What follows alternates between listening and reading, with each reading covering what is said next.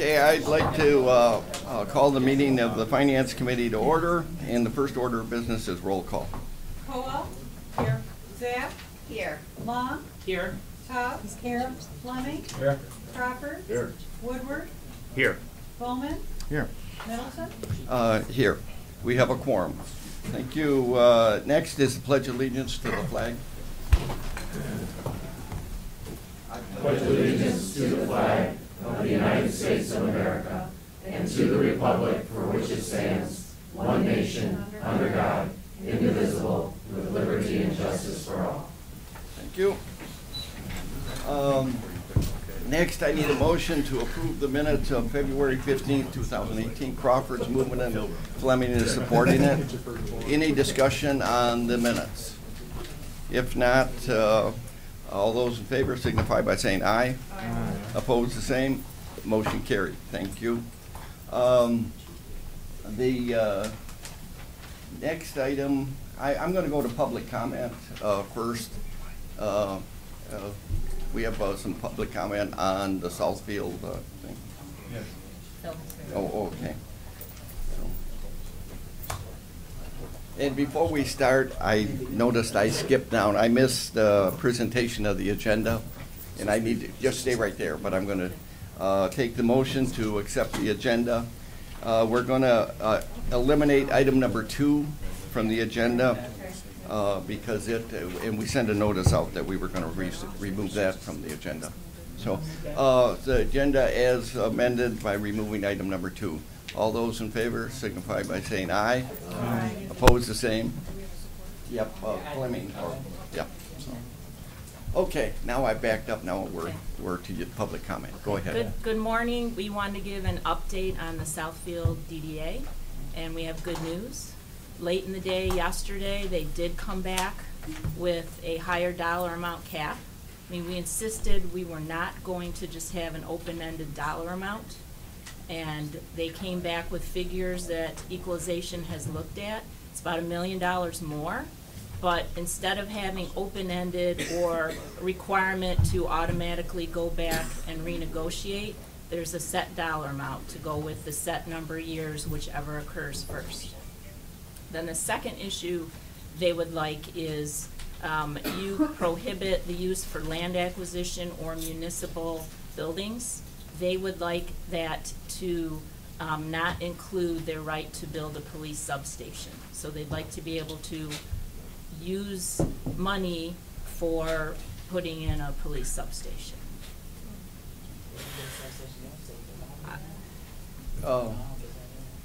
There's questions going back and forth here. Why don't we address them to the speaker? Yeah, Chris. Well, I just didn't know, is that normally a part of a DDA?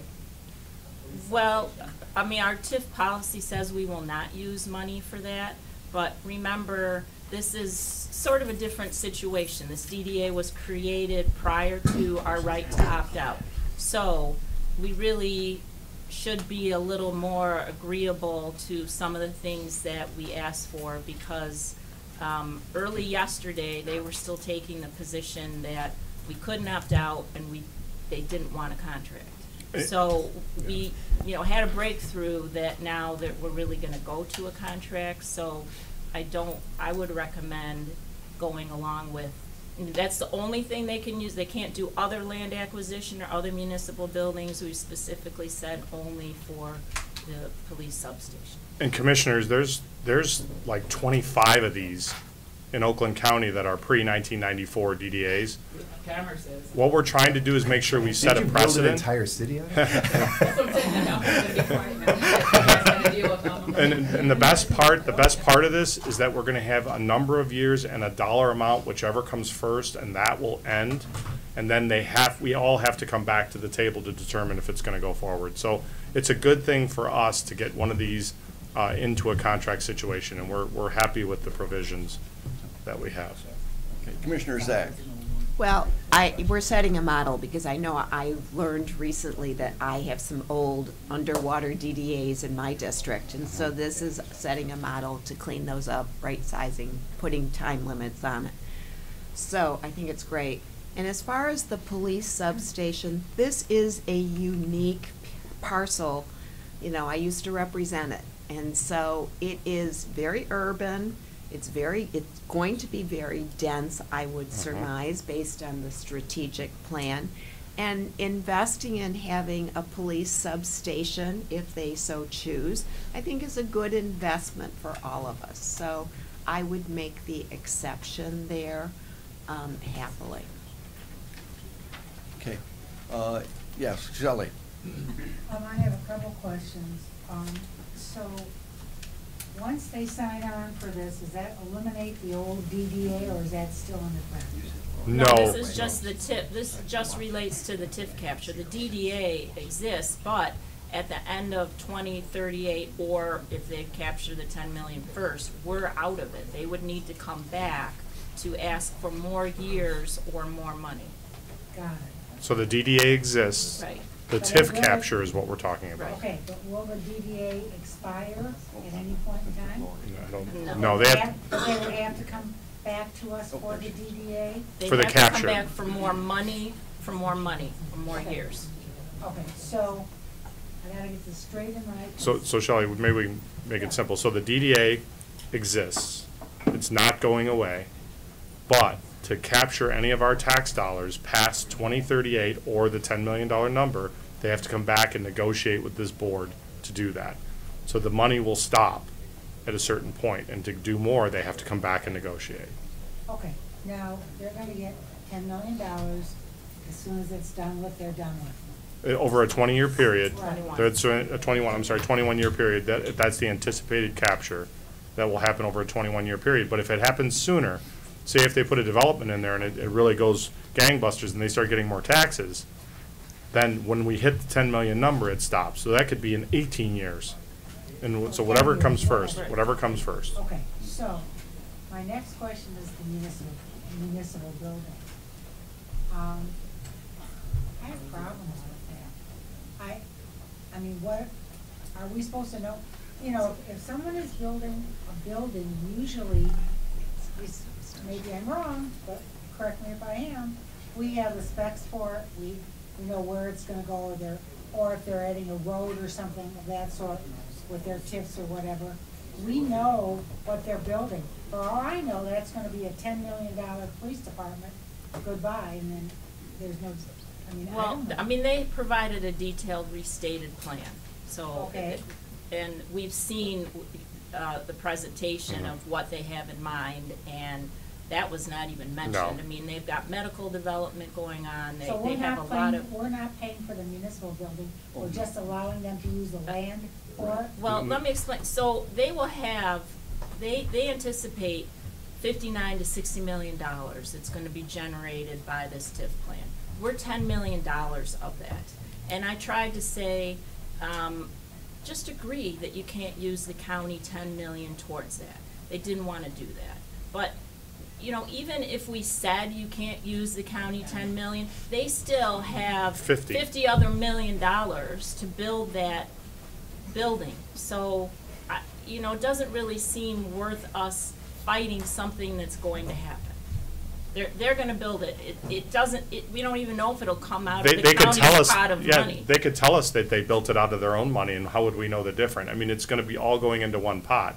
We're just trying to put restrictions around that money because we wanna make sure in the future, and this is part of our future contracts too, as we go forward, that the DDAs that are under contract, or the TIF captures that are under contract, that we know what the money's being used for.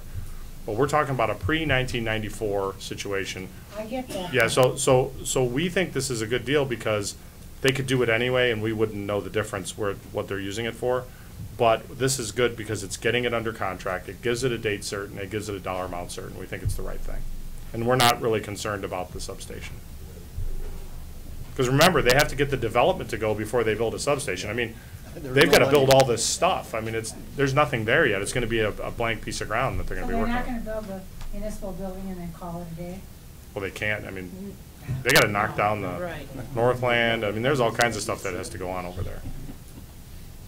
I'm still not happy with using the funding this way as opposed to for development. I think we're in good shape here, though. Okay. Eileen, Commissioner Colwell. Thank you, Mr. Chair. I'm not exactly happy about this. I think it violates the spirit of the TIFA X, the DDA Act. I can understand the constraints we're under, but to me, it lends credibility to the Browntown townships of the state who have proudly proclaim on their fire engines paid for by the Brownstown DDA. That these funds were never intended to do that. So I'm just saying we're kind of setting a precedent here and giving other areas or around the state some cover.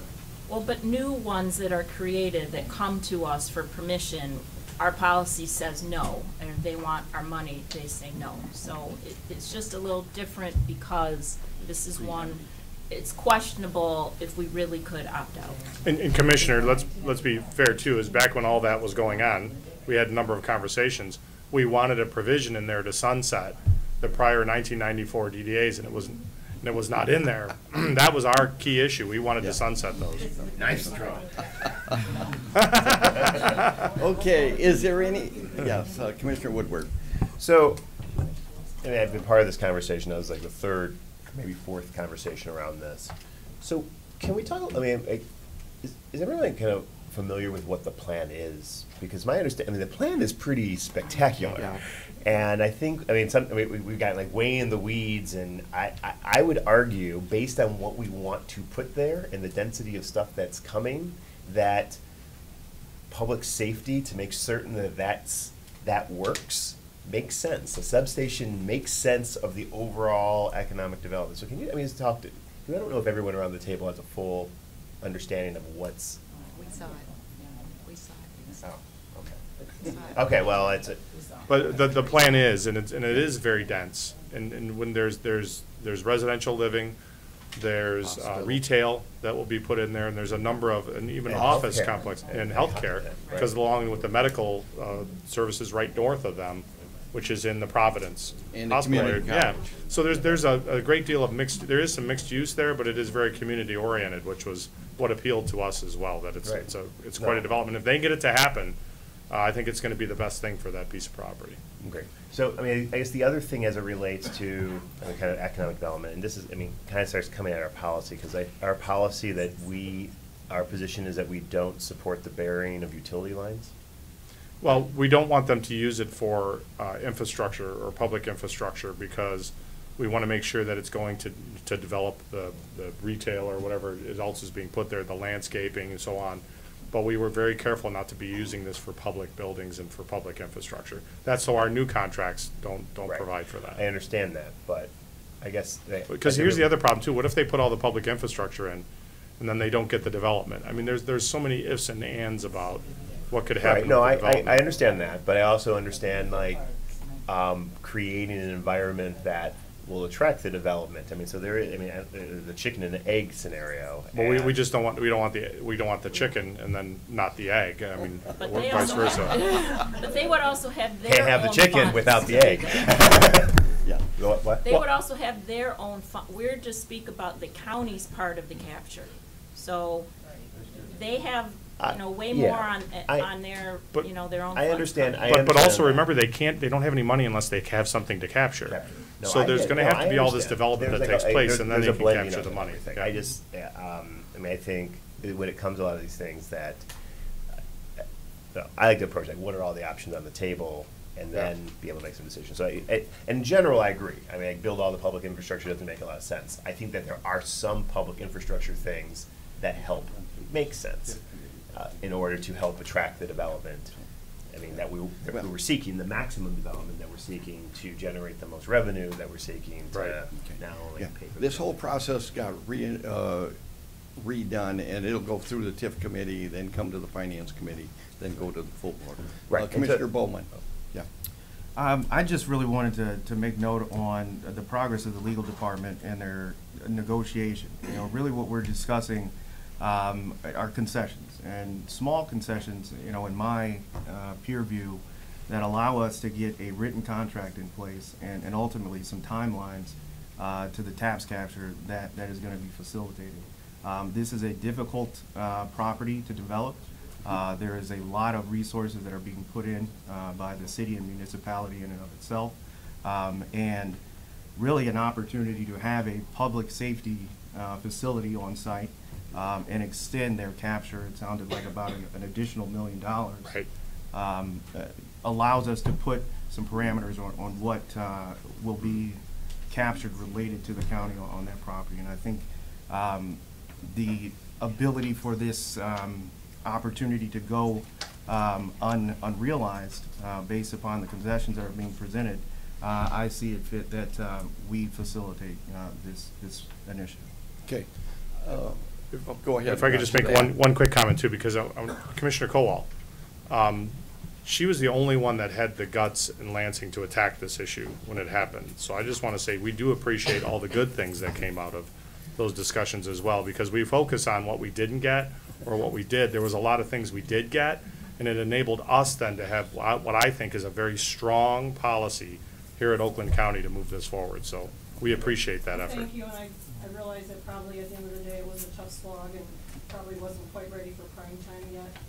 But trying to, sunset the pre-night. Yeah, that was harder. That was a deal killer right there. Yeah. So I was just trying to get as many. No, and we understand that because there was a lot of good things that came out of it as well. I'm trying to point out to the state what we're doing here at Oakland County as Yep. an example as well, so. Excellent. Okay. Commissioner Taub for the second time. Sorry. Okay, so let me understand this.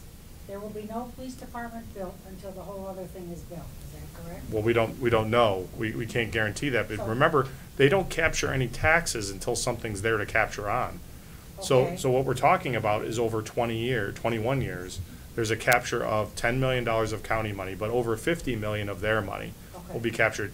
But you can't pay, how they pay for things now, they don't have any money right now. So if they were to go build a substation, they're building it on their own money. They haven't captured a single dollar from us. Got it, Yeah. okay. Correct. My next question is this. So you have several others of these out. Yes. Plus you have we've got, how many? 61, 62 municipalities now? 62. 62? Okay, I was close. This sets a precedent, because I'm gonna pick on Troy and Pontiac, okay, is that okay? I mean, bipartisan and nonpartisan, whatever. What if they come to us and say, we want a tip, because we wanna build a new library, or a new police department? Anything new would have to be negotiated prior- under the current contract. Okay, but we have set a precedent. But we're dealing with a pre-1994 Okay, DDA. well, some of them may have it, let's say they have it. We If don't. somebody else has a I get it, but we have set a precedent regardless. It doesn't, when we negotiate though, we can negotiate these individually. If we get them under contract and can get a dollar certain and a year certain to end these, that is a win-win for Oakland County. We're protecting our assets. and I we're get that part, yeah. I get that. Yeah. Okay, now, where does this go from here? Do we vote on this here, or do we? No, it goes to the TIF committee, and then it comes to the finance committee. It comes to the finance, yeah. And then goes, just like we took up a couple weeks ago. Yeah, But then the whole deal fell apart, so we have to start at It'll come ground back. zero again. okay, that's all I wanted. Yep. Yep. Thank you, Mr. Chair. Okay, Commissioner Woodward for the Well, second time. just along those lines, so I know that we were trying to hit an earlier deadline, it's less of an urgency because their public hearing's not till next month or Right, or what have you. April. What is our timeline? They would still appreciate it if you'd be willing to do special meetings before the next board meeting. They're hoping that it To could do a get TIF meeting approved at this next, Next finance committee. right, so if you were willing to meet before the board, Okay. yeah, on the Good. 8th, All right. on March 8th. Thanks. So, okay, is there no other comment? Thank you in the public comment that we brought us up to date, so we're aware of what's going to be coming through at the next finance meeting. Thank you, Commissioner. Okay. In public comment, if there's nothing else, I just want to inform the committee, Ebru's father died this morning, so keep her in our prayers and thoughts this week. Next on the agenda is a proclamation, and we usually don't do proclamations at the Finance Committee, but purchasing kind of wanted to keep it low profile and didn't want it out at the big meeting, so I'm going to present a proclamation to the purchasing, Oakland County Purchasing Unit. And Scott, you want to be here to present? I see that, so. Lori, I thought you were going to say something. And I'm going to start reading it. Whereas Oakland County Purchasing ensures the effective use of taxpayer dollars by acquiring products and services at the best value for all county departments through a timely and efficient procurement process. Whereas in order to continually reduce costs in Oakland County, and Oakland County Purchasing Unit encourages open competition, equal consideration, creating vast local and international opportunities for vendors, for the vendor community, and stimulating local economy. And whereas Oakland County Purchasing Unit recently received national accreditation from the National Institute of Public Procurement for excellence in government purchasing. The Oakland County Purchasing Unit is the only government agent in Michigan and one of only 5 dozen in the government agencies nationwide to receive this award, Coveted Outstanding Agency Accreditation Achievement Award, OA4. And whereas we join together to congratulate the Oakland County Purchasing Unit and its leadership and staff on the impressive honor, we thank them for their tremendous dedication and recognition, their vital role in helping to make Oakland County a great place to live, work, and play. Now therefore, I, Michael J. Ginchel, Chairman of the Oakland County Board of Commissioners, together with the Commissioners Thomas F. Middleton and the entire Oakland County Board of Commissioners, do hereby proclaim the accommodations to the Oakland County Purchasing Division and designate March 2018 as Purchasing Month in Oakland County.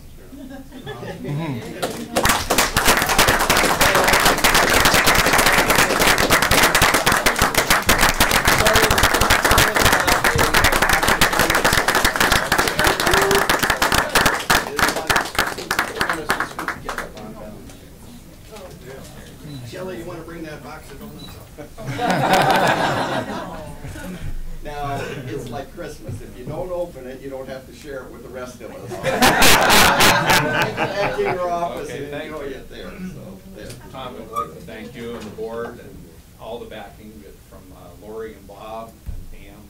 And this is your buying staff, just the buyers. We couldn't bring everybody. Suzanne, Richard, Joe, and Joan. And Andy had to leave. Some of you worked with them, but they work with all the departments. And they all live here, and we appreciate it. Thank you.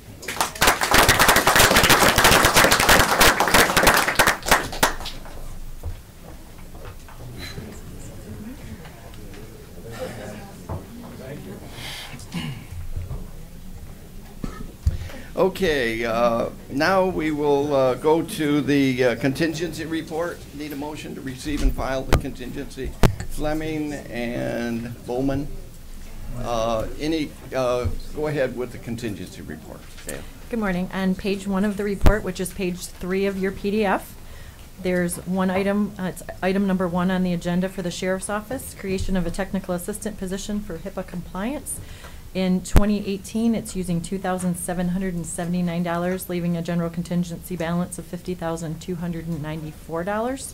In fiscal years 19 and 20, it will be using $2,720. On page 8 of the report, which is page 10 of your PDF, under security reserve, item number 4 on the agenda is for facilities and the Sheriff's Office for additional building security enhancement projects. In fiscal year 18, it's using $1 million, leaving a balance of $91,941. And in fiscal year 19, $80,339. And in fiscal year 2020, $81,103.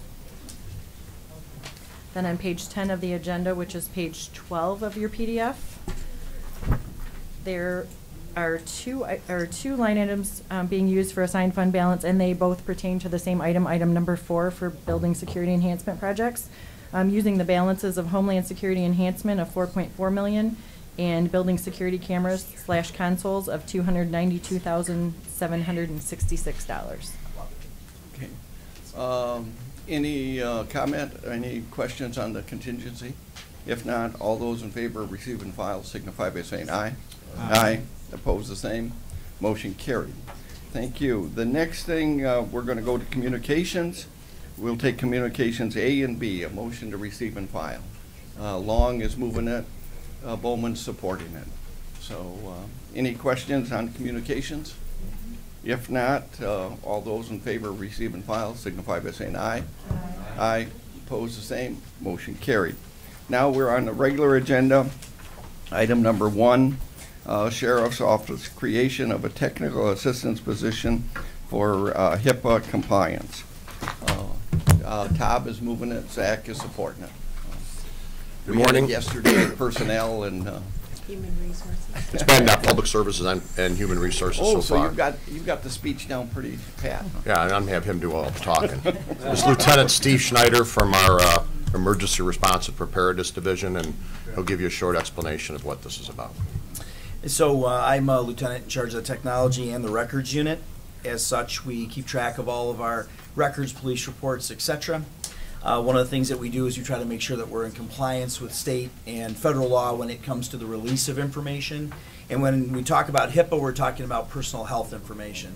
So one of our problems is that we need better oversight on our personal health information. That is because we have over 500 requests a year for transfers, new hires, part-timers, separations, etc. When that happens, somebody has to go into 15 distribution groups and shared emails, 18 iDrive folders, 13 software programs, and a multitude of other areas to make sure that we're not allowing people who do not have a need to know access to these areas. And that's kind of what we're working on, is need to know. I'm the lieutenant in charge of all this, and I don't have access to all of these different folders because I don't need to see your personal health information.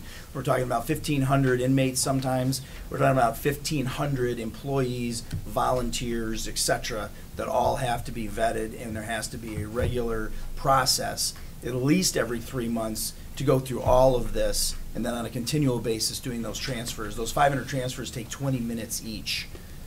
So when we talk to the HIPAA Compliance Committee, Tamika Albert, who is the contractor who is brought on board to make sure we're in compliance, we went over the math on it, and it's at least 40 hours a week. So, Okay, Commissioner Colwell has a question. Just real quick, it's money well invested.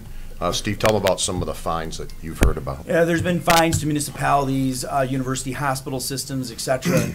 They range from $275,000 to $775,000. They're much smaller than us. They don't have the kind of money that Oakland County has. Corporation Counsel, during our discussions, feels that if we were to get fined, especially since we've been working on this process since 2014, it's now 2018, that our fines would probably be over $2 million.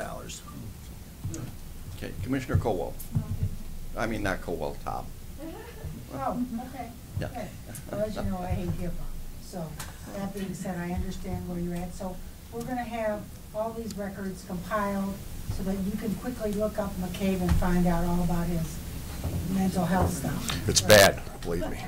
I'm joking. I know. So, are you working also with IT to make sure that once you get this all in one place, that it's secure enough so it doesn't get out through Correct. a hacker or something of that sort? Correct. And so that's the thing, right? The release, the inappropriate release of information. So we not only are working with IT on that and making sure that there's a streamlined process, there's a onboarding process at the sheriff's office that's being changed, there's an outboarding process that's being changed.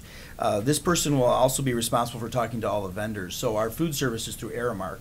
When an inmate orders commissary or when an inmate gets a meal, if they have a medical condition, those Aramark workers get to see that. So those people have to be vetted, and then we have to determine what exactly are they able to see, how much are they able to see. Our nurses are all contract nurses. They have to go through their own HIPAA training, but we have to make sure that they went through the HIPAA training. So this person will contact all the vendors and make sure that they're all compliant with HIPAA training. So certain people will have access to certain records and others not so much. Correct. Like I said, I don't have access to these PHI, they say PHI on them, all those folders. I don't have access to them because I don't have a need to know. I only give access to people when they need to know for that area. The problem has become that you have somebody maybe who works in booking as a booking clerk, and she has access to all this information. And then she finds out there's a job over in Treasury that she's qualified for, and she transfers. Well, she's still a county employee. She still has that sign-on, that IAM that we all have, right? So she's over there. No one ever took her out of the booking folder and the booking areas that she has all this access to PHI and PII, just your date of birth, your SOCH, all that stuff. And so someone has to constantly stay on top of those transfers, those new hires, et cetera, and make sure that they're getting only the access they need.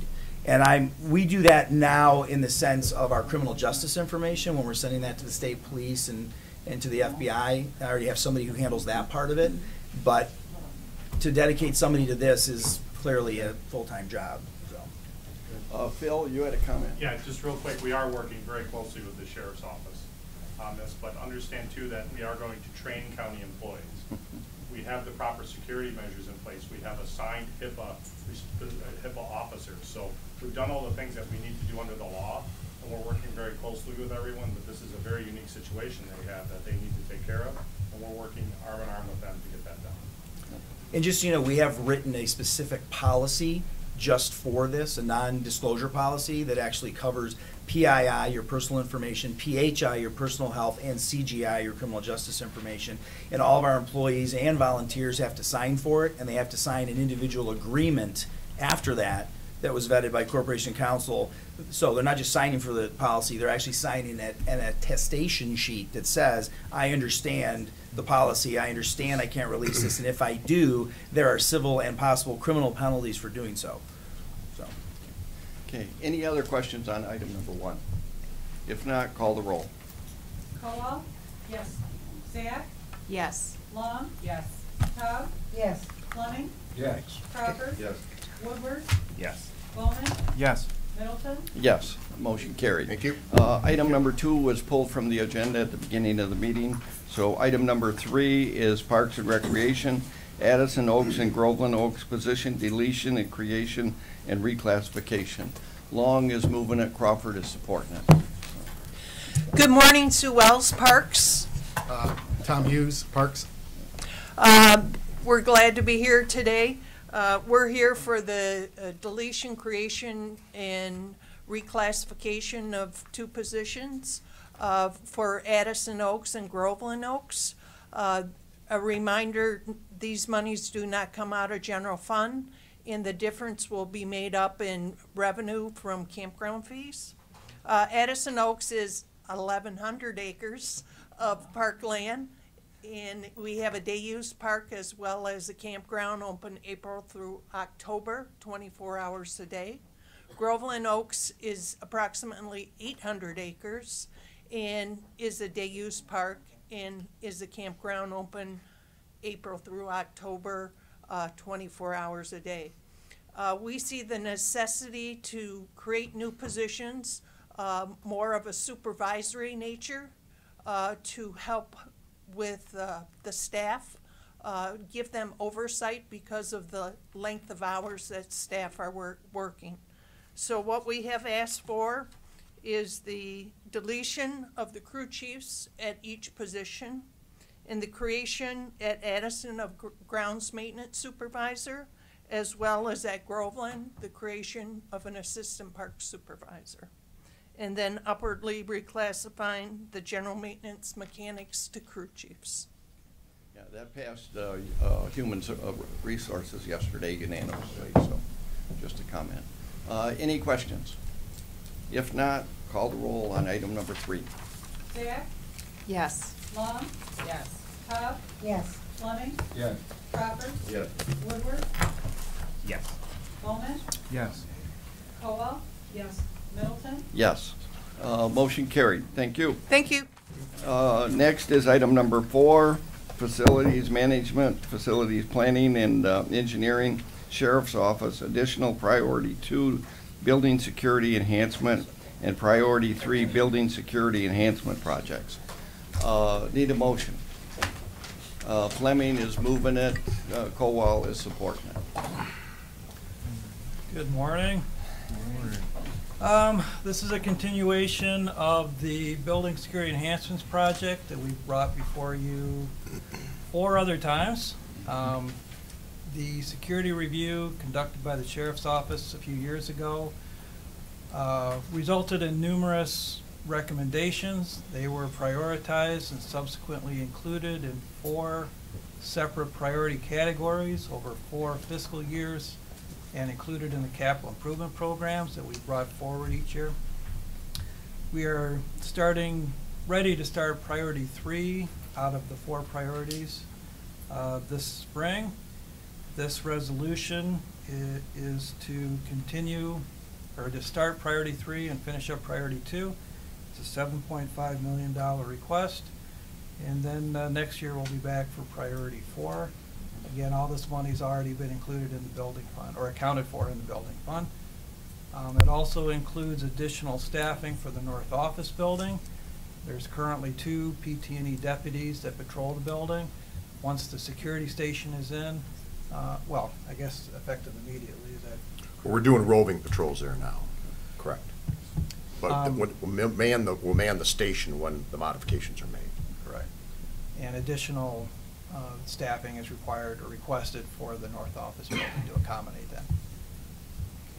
Any questions? Commissioner Todd? Yeah, I have, it would be helpful, I don't know if it's necessary, if in the fiscal note, you could mention the buildings as you did in the resolution, rather than, and I think it's, what, IT in another building, you might? There's numerous buildings included in this. If you'd like me, I can. No, that's all right, it's in the resolution. The other thing is, did this require a separate resolution for the staffing of this, or? It's incorporated, this is incorporated. Yeah, I understand that. Do we always do that, or do we do separate resolutions for HR stuff? Well, we tried to incorporate it into the resolution instead of coming back at a separate time saying, well, we've approved the project and now we're asking for positions, so that you can see the whole picture in one resolution. Makes it easier for research later too, because if you are looking for a specific resolution and it's all contained, it's much easier to see the full picture. But if you have separate resolutions, you might not know they're related. So this has gone to HR already? It's already been. Yeah, it's already been to HR yesterday. Public services? Yes. Okay. And that's why we normally take this just right from planning and building to finance, but because of the positions, it went to public services and HR. Public Services will take it up before the next board meeting. That meeting was canceled. Public Service was canceled, so we're going to have a meeting before the next full board for Public Services. Okay. Cool. Thank you. Okay, any other discussion? If not, call the roll on item number 4. Long? Yes. Tubbs? Yes. Fleming? Yes. Crawford? Yes. Woodward? Yes. Bowman? Yes. Caldwell? Yes. Zach? Yes. Middleton? Yes, motion. I failed to introduce Sergeant Tovar, who's on the committee and works out of this building. Okay. He was here in case you had any really tough questions. And he said as much yesterday as he did Yes, today. he was brilliant. Okay. Next item is item number 5, Facilities Management, Facilities Planning and Engineering, Sheriff's Administration to Resource Crisis Center Steam Tunnel Remediation Phase 2 project. Fleming is moving it, Colwell is supporting it. Go ahead. All right, good morning. Ed Joss, Manager of Facilities Planning and Engineering. As part of the annual CIP, we have a line item for steam tunnel repairs. This year, we have allocated the $496,800. With those funds, we'd like to continue the restoration of the steam tunnel that runs between the Resource Crisis Center and the Sheriff's Admin Building. Last year around this time, I came to you with a similar resolution to begin work in that tunnel. We've been doing a lot of extensive work in there to stop the deterioration, prevent any potential collapsing, and we've done a lot of work in there up to this point, and this funding here will hopefully allow us to 100% finish the tunnel from the south end to the north end. And with that, I'd be happy to answer any questions you might have. Okay, Commissioner Zach, but before that, last year you went across the parking lot for the upper part of the courthouse. Is that the steam tunnel you were working on? No, so that was the steam tunnel that we had to replace the roof of that steam tunnel. This is, and that is 100% complete. And then we've taken on this tunnel here. We've identified this one as the next priority. Okay, Commissioner Zach. So obviously the repair, it's a big tunnel. Is this hopefully going to sustain this tunnel for a long time to come, or are we going to be looking at having to replace it in the near future? So we looked at several different options. One of them was to replace the tunnel, and then we also looked at what methods we could use to repair the tunnel and get the most life out of it.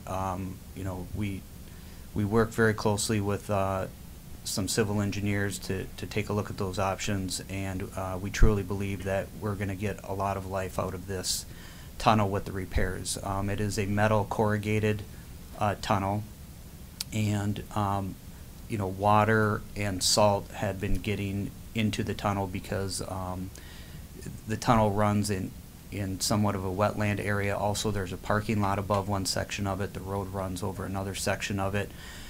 So what we've done as part of this project is we've gone in and cut out all the areas that were rusted, replaced that metal, and then to get the most out of the life for this tunnel, we put in a ventilation system. We're putting in, I should say, all these things we've been working on for the last year, but this is, we're hoping to use these funds to finish it up. But put in a ventilation system, put in a sump pump system, put in a cathodic protection system, which will probably have the most effect on prolonging the life of the metal. And then also we're going to be coating part of the tunnel as well. So we are doing everything possible, belt and suspenders, to get the most life out of this tunnel. What's a cathodic system? So cathodic protection system, it's an electronically charged system where they use anodes that they bury into the ground and then connect it to the metal tunnel itself, and that electronic charge, you know, I'm not a scientist or a chemist, but you know, from what I understand, that will help inhibit the corrosion of the metal. Thank you. Okay, Commissioner Tom. I have a favor to ask, Mr. Chair. I have one other, kind of, since we've got Art here. Okay, if it goes too far, I'll stop you. Okay, who does potholes on the south entrance? There are several. Do we fill them, or does it? Right, so it depends how far into the entrance you're talking about, because the main road is, I believe, an MDOT road. But once you're onto the campus itself, it's our responsibility. Well, The roads are the road commission roads, but I believe it's our staff that actually fills in the potholes. Okay, so if you could take a look at the south entrance, there's some big ones, pretty big ones that we have. Okay, I'll that's drive far through enough. there on my way back. Okay, any other questions on the steam tunnel? Yes, Commissioner Bowman.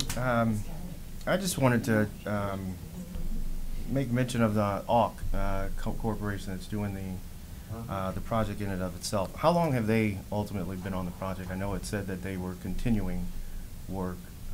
Was that on the prior tunnel as well? Yeah, so when we started the project last year, they came on as the construction manager, and they are still mobilized over there, and you know, have the subs finishing up with what we're doing with the current funding, and then the plan is to keep them on to continue the rest of the tunnel. Okay. That's it. Thank you. And that's a local, ARC has a headquarters in Pontiac, right? In Pontiac, yes, and they are one of our competitively bid annual construction managers. Okay, any other questions on item number 5? If not, call the roll. Cobb? Yes. Fleming? Yes. Crawford? Yes. Woodward?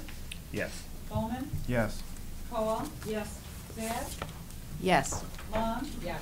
Middleton? Yes, motion carried. Thank you. Thank you. Next is item number 6, Economic Development and Community Affairs, delete and create a position. Need a motion.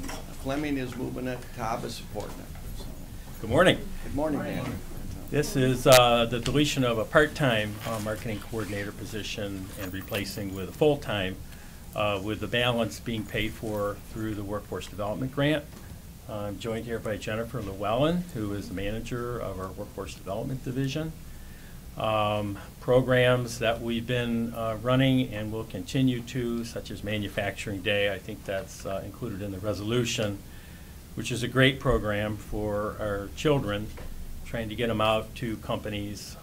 We have another one that we're working on now called My Career Quest, which is, again, for high school students. It's going to be held in November out at Suburban Showplace, and we're targeting about 10,000 students, not just Oakland County. This is a regional effort.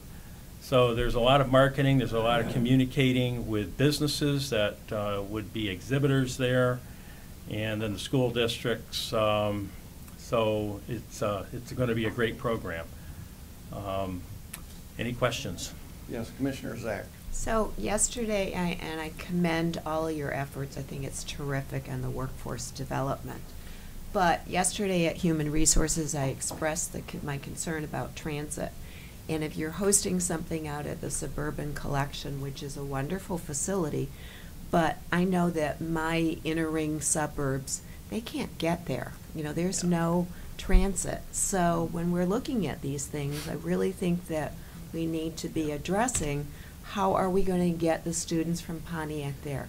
How are we going to get the students from Oak Park there or other, any place? And so we don't have transit to address that. So This particular event, the students will be going via their school buses.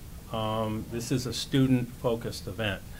So we'll be working with the school districts and encouraging them to attend. I do hear your concern. So some districts don't have school buses, can't afford them, and the cost of running school buses, you know, for field trips is always an issue of, you know, they don't do field trips anymore because you can't afford the school buses to take you there. The extra drivers, they're not scheduled, you know, 9 to 5. They're hiring them per shift. So it is a big issue. Yeah. Any comment to that, other than the schools, or go ahead? Yeah, I can add to that. The structure of the My Career Quest Southeast is based on a sponsorship structure, and we've built in some additional sponsorship structure to the cost for exactly this topic.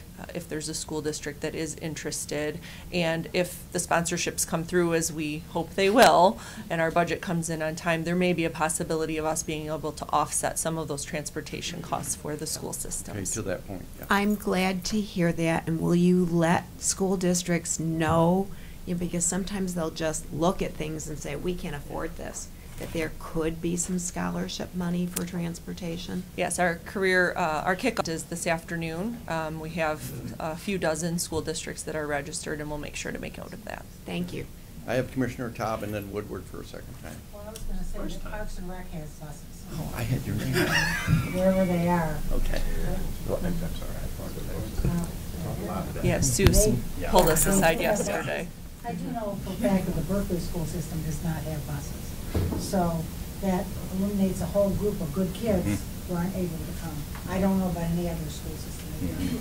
Okay, I stand corrected. I had Woodward on the list, and he was supposed to be before That's Tom. okay, Mr. So, Chair. go ahead. You can't be perfect all the time, but you almost are.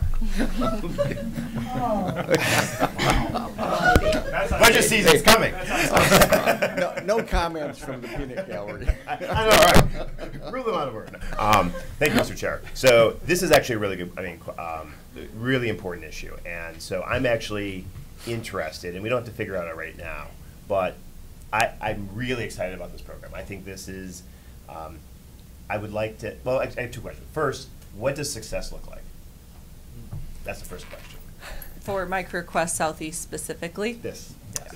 So the goal of the event is student engagement and awareness to their career opportunities. So our goal is 10,000 students. We will be measuring success by both feedback from the students as well as the employers and organizations that participate. So this is not a job fair. This is not come learn about jobs at Oakland County or jobs at General Motors. This is come learn about being a carpenter and what that is. Come learn about being a phlebotomist, and it's all hands-on interactive exhibits. So we'll be measuring success primarily based on feedback from the school districts, the students, and the exhibitors. Right, great. And then directly related to that, I think the theme that's coming up is that I'm very interested in making sure we eliminate any barrier for participation. And transportation really is. I mean, like this is, the conversation that schools can't do field trips. They don't have, they just like the expense is such that if they can't arrange parent transport, they just don't do it. And it's disappointing. And frankly, we have a challenge with our youth and government program that there are districts that would like to participate that just frankly says we can't afford the transportation, and the logistics to organize parent transportation is just too challenging. So we don't have to figure it out now, but between now and the next board, I would be willing to see if within our special projects budget we can actually help complement. Like, I want to be able to say to every school district, if you have students that want to participate, we will find a way to get you there. That will not. I don't think we can let transportation be the barrier for taking part of this program. Particularly if we're investing in this. I mean, in an amount. I want to figure out how to eliminate that. And maybe it's a conversation with Oakland schools that we split the cost or whatever. I'm willing, and I will support, and I will actually be probably pursuing an amendment. So I'm going to turn to you you tell me what thing. We got this covered without doing that. That's best. If not, I'm going to ask my colleagues to see if there's a way that we can make certain that there's dollars that are available that we can reimburse school districts for their transportation costs. If that's the barrier, I want to eliminate the barrier, and if it's a few $1,000s to do that, let's do that. And I've already talked to our administrator for youth and government, also pursuing that, because I don't want, just because you're a school district that's, less resourced than others, and that's a barrier for participation, I don't want to do that. And when I say less resources, like you just don't have to budget for it. So a wealthy school district, poor school district, it doesn't really matter. So I'm going to put that out there, and then if we don't have the, let's try to get the sponsorship to cover it. That's the, priority one. But I'm today, so that my colleagues don't accuse me surprising you at the last minute. I'm going to be looking for a way to make certain that doesn't happen, so that we eliminate the transportation barrier for participation. I think 10,000 students, that's a massive goal. That's, about 5% of our, these are high schoolers, high school students, so that's a pretty large percentage of our high school population. I think it's great. Congratulations on, thank you for your leadership in making this happen. Thank you, we appreciate that. What was the date on this event? It's November 28th. November 28th? Yes. Okay. So we have some time to work on it. And we could use your assistance in identifying sponsors to help offset those costs. We've secured 2 sponsors so far. So the Talent Investment Agency at the state of Michigan has secured our presenting sponsorship spot for $50,000, and Oakland Community College has signed on as a sponsor as well. But we have $290,000 to go. So we're hopeful that at the kickoff meeting today, so as you're meeting with your constituents and companies, please encourage them to participate and consider sponsorship. Okay. I have Commissioner Bowman.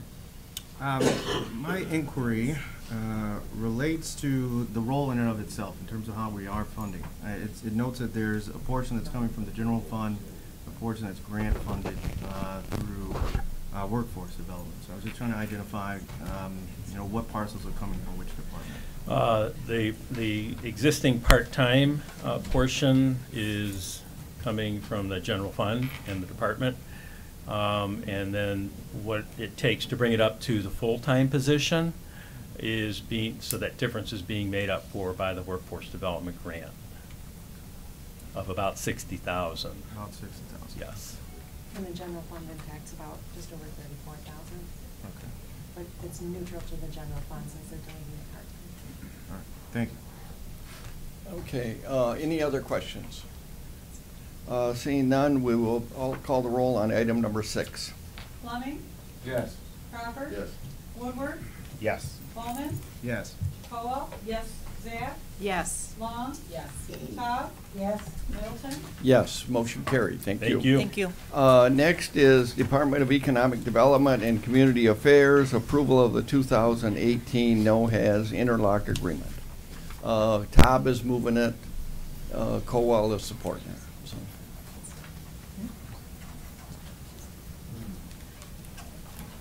Good morning. Good morning. Good morning. Thank you. We're here seeking approval of our 2018 agreement. Same as last year, we have 16 participating communities and 13 agreements because the villages are encumbered in the township agreements. We had about a 9% increase in participation last year from the previous year, and we had about almost 40% new first-time users. So we keep reaching a new audience, which is good. One change this year, one of the events will be held at the Service Center campus. We've had some great difficulty with our Orion Township event the last few years, and we weren't able to find a suitable site, so we'll have it here on the campus. The first event is April 28th in Oxford. If there are any questions, we'd be happy to answer. Yeah, Commissioner Tom. Now, the municipalities pay for the service. Yeah. That's Mhm. correct. Yeah. So really, does it cost us really anything, or? There's two components to the cost. It's the cost that the vendor charges to collect the hazardous waste, then recycle it or properly dispose of it. And then there's an admin fee that covers our IT, phone support, buying orange cones, buying food for the volunteers.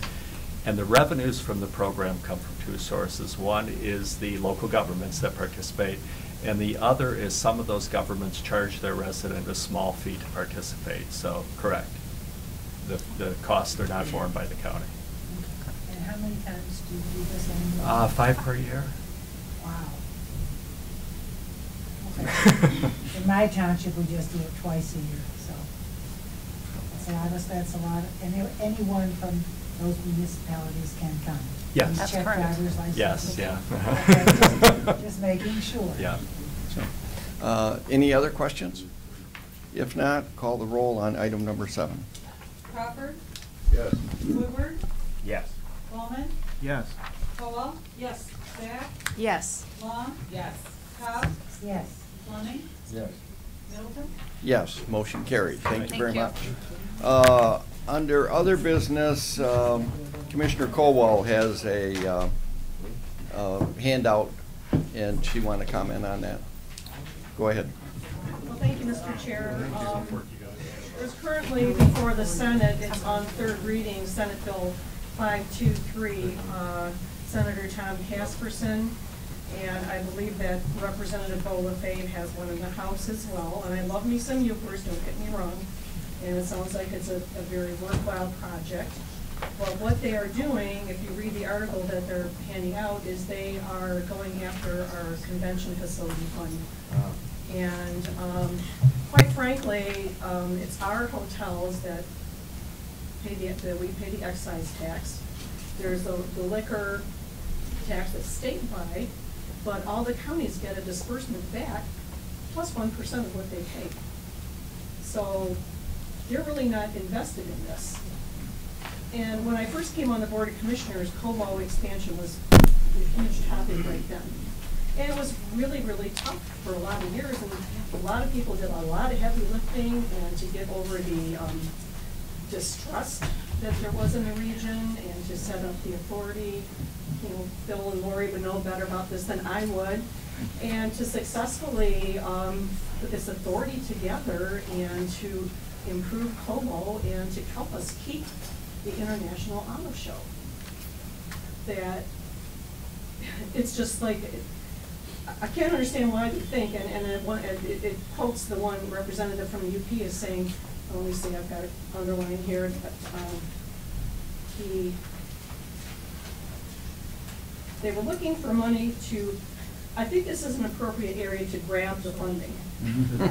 Because the entire state of Michigan is contributing to the liquor and cigarette tax. Oh, no, that's not But true. the entire state is not getting the benefit of that. Well, they get that money back. So where does that money go? Does it go in their general fund, or why haven't they been putting that aside for their own projects? Right. We basically are facing a situation where it's kind of everybody against the Tri-County region. And so this is, I'm sure they're caucusing on it this morning. We have some people in the Tri-County region and the Region 1 that are just fighting this very, very hard. And also, I understand that now the auto dealers are up in arms about this. So it just sets us, it's a slippery slope. I mean, you do this, and then so somebody from, Kalamazoo wants a project, and they want to tap into these funds. That's not what they were set up for. And God, no good deed shall go unpunished.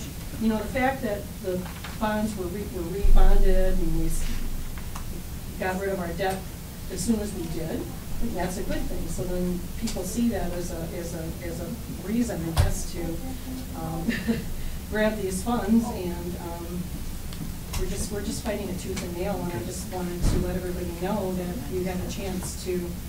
It's not our people here, but if you have any kind of relationship, or just let people know in general in the Senate, we're hoping it doesn't make it out of the Senate at all. Actually, I might be able to shed some light on as to why they're doing this. I think basically they weren't paying attention a few years ago when the funding formula changed. So you're right, this goes way back to the Cobo expansion deal when Governor Granholm was still in office.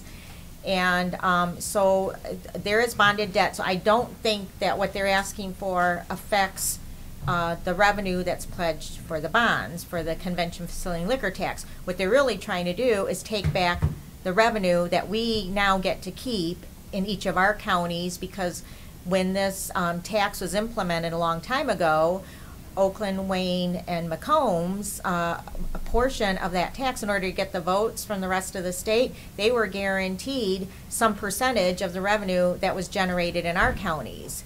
Then when this deal was made to get the 3 counties to agree, they promised that, and they did follow up on that promise, that they would change the law so that we get to keep then the remainder of our liquor tax and convention facility tax in our respective counties.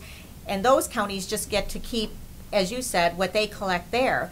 Well, I think we couldn't figure out, and as you mentioned, 50% of that has to be spent on substance abuse programs. So that goes over to community mental health now. So what they would really be doing is they would be hurting the community mental health program for 50% of that revenue, as well as our general fund. Wow. So you might want to get the community mental health boards on board with this. So I think that's what I think is going on. Do you have anything to add? Just real quick, too. Bob Dado could talk about this much better than I could. The other piece, too, is I believe Robertson from our own county is for this. What? Correct? Is it Robertson? He is for this. Robertson was basically going to vote for this. Yes. So that's one of our own that's voting for it. So. It went from 13 votes affirmative a couple weeks ago to, they gained like 7 votes over the last couple of weeks to 20. Yeah. So, and like I said, it's all the other counties gaining. What were we getting before Yeah. that change? Like 70 million less. So, yeah. So we need to fight where we can. Yeah, you might want to tell them Our that lobbyists they're successful. are involved, just we have everybody that we need to is involved in this, and we're actively engaged, but it's, the rest of the state is gonna try to punish us. Lynn could give you a comparison of the revenue difference. So right now, we get about 9.8 million, that's what we have budgeted for convention facilities, so it's varied between about 9.5 and $10 million over the last several years. Prior to that. Since the change. Yeah, since, before that, it was only probably for maybe $3.5 to $5 million. So, I mean, it's gone up quite a bit. But, and then we have to appropriate 50% of that for substance abuse prevention programs. Right. So when George Miller was here, we couldn't figure out why the rest of the counties weren't screaming, because that meant that we were keeping our money, and they were only getting their money. So I think it's typical that probably the finance people in those counties are looking backward and saying, hey, what happened here? And they're just now figuring it out.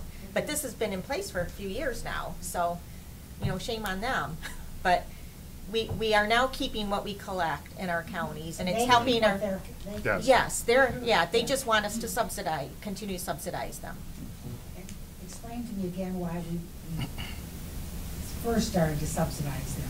Get their- Because when they did the Cobo Hall deal a long time ago, and this was the way they created, they needed to buy votes in those other outlying That was when? counties. Long time ago, I mean, I don't have the history on that. 1990s. Yeah, in the 90s, yeah. Okay. So then it expired? No, it didn't expire. It changed. Yeah, it changed so that they could issue new debt to do the Cobo Hall expansion. And I believe on the west side, is it the Grand Rapids Grand Rapids, facility? yeah. That was paid with total state funding. They didn't even levy a tax, you know. Yeah, exactly, yeah. So, when does, correct. when do you think the vote's coming up? Pretty quick on this, as soon as they get enough support? We'll know a little bit more as the day progresses. Oh, okay. I hope it goes and dies. Okay. But, hope it doesn't make it out of caucus tonight.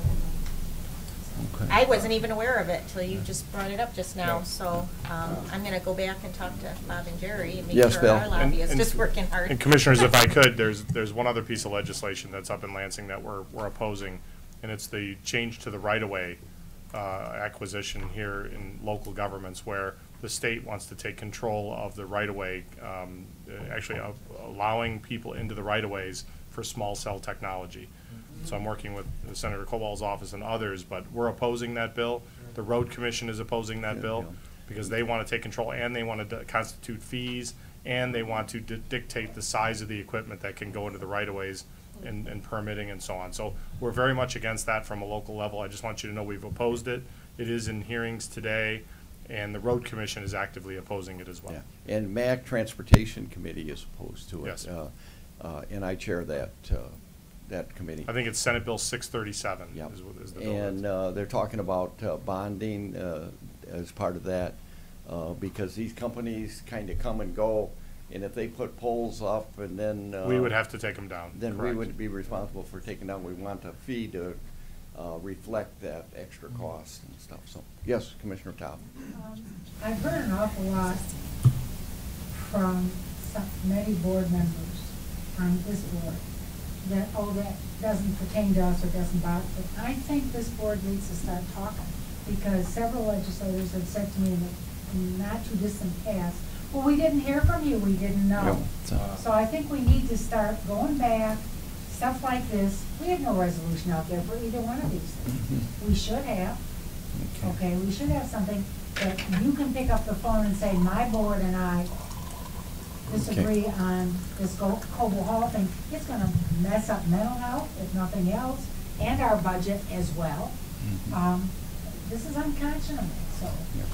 Phil? Yeah, on the right-of-way piece, I have talked to the MTA, MML, and MAC, and they're all working against this. They're not sure we have enough votes to stop it, because this is being put forward by the large telecom companies because they want easier access into our right-of-ways. This is this is an asset that we have in local government that we could be restricted from using because other technologies are already in place. When you talk about connected vehicles and autonomous vehicles, we're going to need to put infrastructure in our own right-of-ways to do that. And if there's already infrastructure in there for small cell technology, we may not be able to use pieces of our right-of-way. So we're very much against this. One other piece of it, just real quick, and I know that MAC has been talking about this as well, is it will require us to have some very specific, talented engineers in place. We only have 15 days in some cases to respond.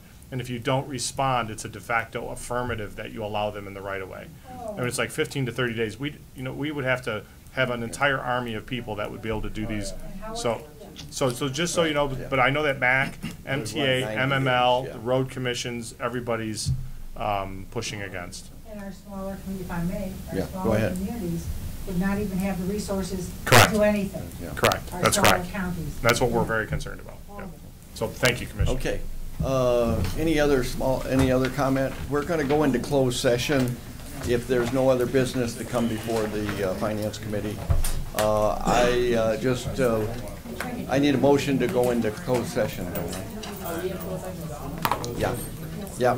Okay, Crawford moved it, Fleming supported that we go into closed session.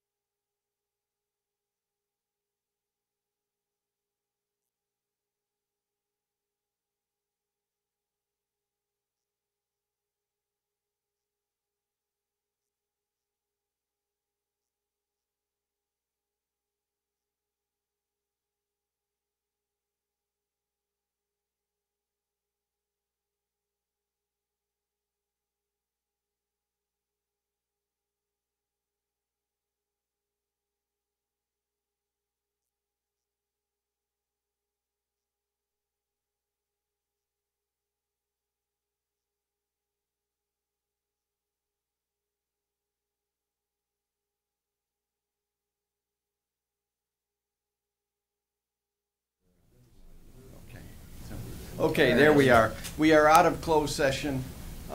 Commissioner Woodward. I will make a motion to proceed as discussed in closed session. Okay, and Colwell supported it. Roll call vote. Zach? Yes. Long? Yes. Cobb? Yes. Fleming? Yes. Crawford? Yes. Woodward? Yes. Bowman? Yes. Cowell? Yes. Middleton? Yes, motion carried. Thank you very much. Is there anything else to come before the Finance Committee today? If not, without objection, I declare the meeting adjourned. Thank you.